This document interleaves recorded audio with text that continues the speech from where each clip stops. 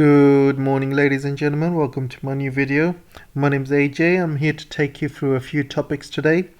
The first topic of the day, I'm going to be talking about Taiwan's democracy summit and why this young lady had been cut off from Biden's feed. I'm also going to be talking about America's new sanctions on SMIC, the Chinese semiconductor company. And I'm also going to be talking about how China is doing in terms of GDP growth so far. Before I start, guys, don't forget to try and join my Patreon if you can. I've got 39 members now. Let's try and get that to the magic number 40. That'll be absolutely amazing. And don't forget to buy me a coffee. The links are going to be in the description. Also, if I can kindly request you guys, make sure you're still subscribed. Make sure you like and share whatever you can to help support the channel and support the video. And also make sure you check your comments here. YouTube hasn't deleted your comments. Just double check it's not deleted. So without further ado, let's go on the show. So a funny thing happened on the Democracy Summit organized by Biden. This young lady came on and she started doing her presentation and they cut off her feed. They completely cut her off. And when they enabled her again, they only enabled her voice to come on. They didn't enable her face. They didn't enable the video. So not only did they not like the video, they didn't like her face either. So they completely cut her off and it was just voice only. And I just thought it was absolutely hilarious. I mean, this whole Biden's summit is a farce, as we know. And a couple of videos I've been reading on the net, and it looks like what US is trying to do, they're trying to build a separate UN for democracy countries. As you know, the US doesn't like the UN and it doesn't follow any of the UN rules or international rules. So it's got its own rules-based order, and it stopped supporting the UN ever since the Iraq war. And as you know, US now does things unilaterally. It doesn't need to go for the UN anymore. It does whatever it wants. It's got its own rule-based order. So I think what the US is trying to do is build its own rules-based order countries, list of countries in the Democracy Summit. And that's going to be its new kind of UN international rule-based order organization that the US is trying to do. As you know, the UN has got 5 permanent members, including China and Russia, and China and Russia veto everything that the US does. So, and the US doesn't like it. So that's why they're trying to build a separate UN like committee with democracy-only countries. So I don't think that's going to happen anyway. I think it's just pipe dreams by the Americans.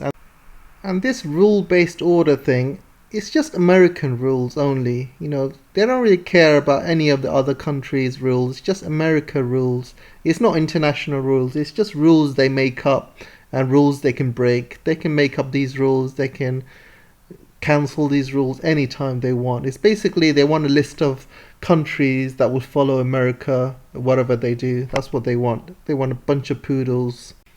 So going back to this map, I don't know what the hell this Taiwanese minister was thinking of. Not only does this go against the One China policy, but she's coloured Taiwan in green like it's a separate country or something when it isn't. And not only that, guys, Taiwan seems to be the only place around here that's separate, which is green, which is completely separate from the whole region. And if you look at this bar here, she says Taiwan is the only place that's open. Then you look at the places that are closed, and she says China is closed, the mainland is closed. She says Vietnam is closed, Cambodia. So she's colouring in the countries that are communist, North Korea as well, and she calls them closed. So how is China, Vietnam closed when they have China is probably the biggest trading partner with every single country in the world, second largest economy, highest amount of FDIs. You know, how the hell does she call China closed? I mean, she's living in another world. And then she colours the next worst one, which is orange, repressed. and she colours India, which is America's strongest ally, one of the strongest allies, part of the Quad and stuff, and she calls India repressed. Can you see that? And there's a lot of countries around here which are Americans' allies, and she's calling them repressed, which is the second worst. Then she puts yellow as obstructed. I don't know what the hell obstructed means, but she coloured Sri Lanka as obstructed. How the hell is Sri Lanka obstructed? I mean, what's obstructing Sri Lanka? It's an island. It's got access to everything. And not only that, why is Sri Lanka obstructed? I don't understand. Sri Lanka is one of the poorest countries in the world.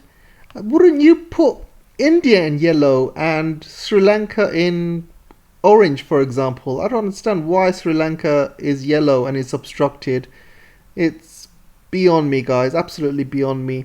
Then she put narrowed. What the hell does narrowed mean? And you can see she coloured Japan as narrowed and South Korea as narrowed.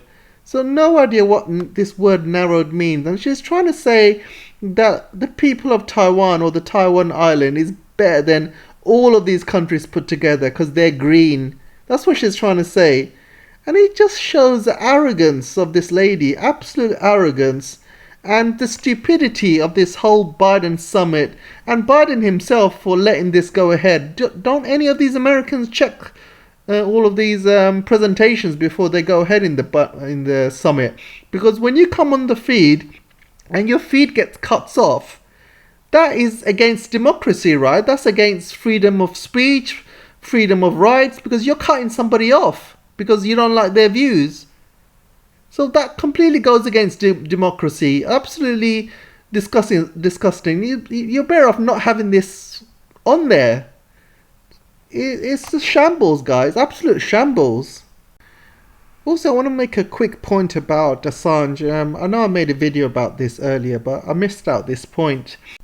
So as you know, the UK courts have agreed to extradite Assange to the US, even though that the CIA had plotted to kill him. But I want to also show you this story as well. There was a young boy called Harry Dunn, and he got run over by an American diplomat's wife, and her name is Anne Sakolas. And she was driving on the wrong side of the road, and she basically killed the boy. And she ran off to America. And the British have been trying to extradite her to the UK to face charges, and the US has said no. So basically, this extradition charge basically is just a one-way street. So we're allowed to send people to America, while America are not going to send people to UK. And from the latest I've heard is they're happy to do an online court charge via a video link.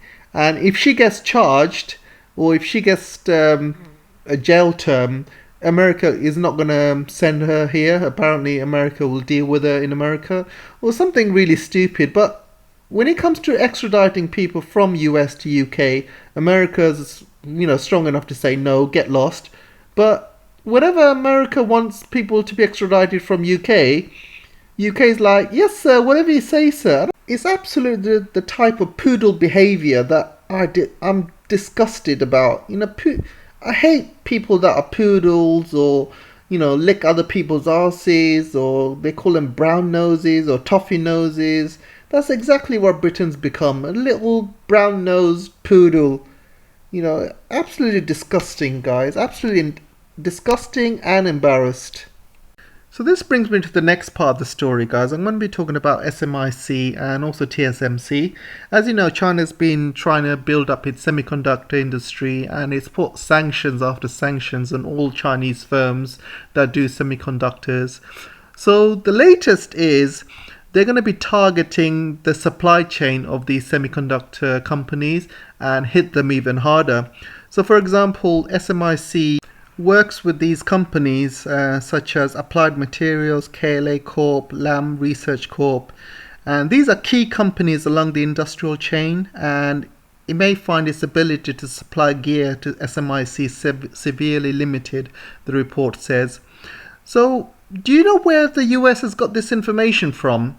Basically, US has got this from TSMC.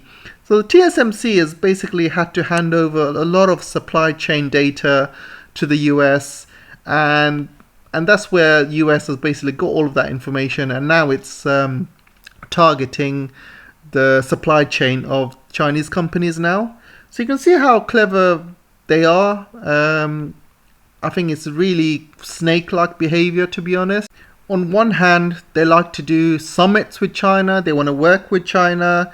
On the other hand, they want to boycott the Olympics. They want to slap all of these sanctions to China. Seriously, snake-like behavior. Do you want to work with China or do you not want to work with China? You can't just do it both ways, guys. Come on, sort it out. I'm sick of it. Absolutely sick of it. My opinions on this, guys, I think these sanctions are not going to work. Reason is China has already started building its own semiconductor industry. So it's looking at all of these supply chains and building its own supply chains and local supply chains, Chinese only supply chains.